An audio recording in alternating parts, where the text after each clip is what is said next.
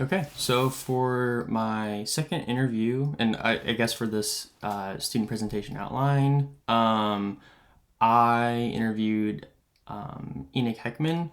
He's in his last quarter here at PUC. Him and I initially met Enoch when we were freshmen.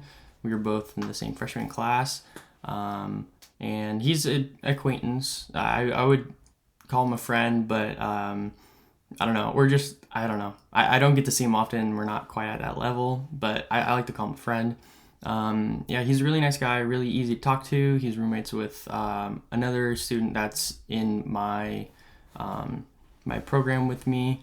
And so I chose Enoch because he was like the only person that I knew that was here on campus that wasn't SDA.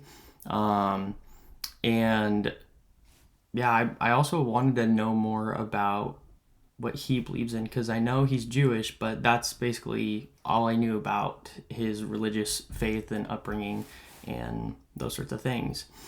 So I found out that he was that he grew up SDA, and he now identifies as a Messianic Jew.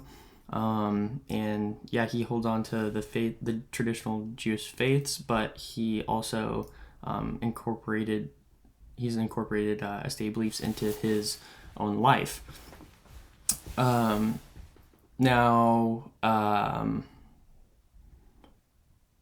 so some of the things like that I found interesting, I found his personal like his upbringing in the faith quite interesting.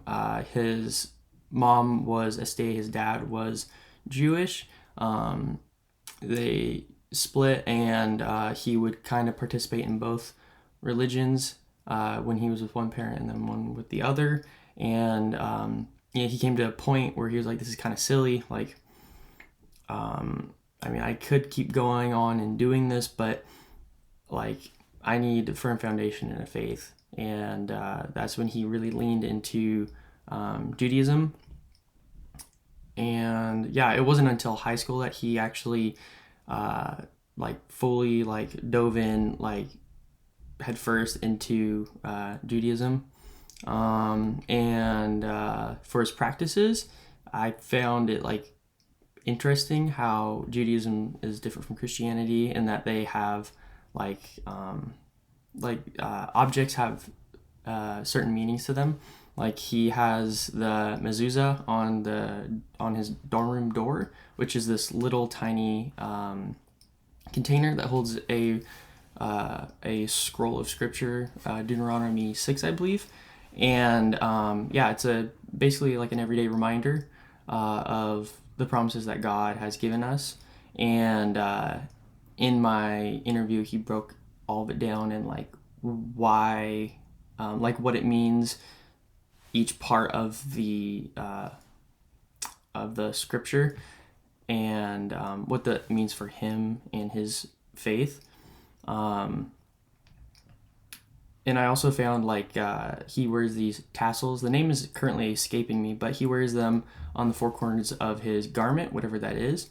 And yeah, that was just another thing that I thought was really interesting. I had no idea about. And then the a thing about his practices. I found those all those really interesting. His personal beliefs, I did not know that. I was curious, so I asked him who do you think Jesus was, and what does that mean to you? And I thought it was very interesting that his personal belief is that Jesus was the Messiah, and but his view of who Jesus was is also slightly different from a Christian's view, and that he holds the idea of who Jesus was, and the idea he has is most similar to Messianic Judaism. But he also, with coming up in SDA, it's influenced his belief of who he was a lot. And then just my overall impression and what I learned from it was I don't know. I was just really thankful that I was able to interview Enoch. I would have never probably had this conversation with him.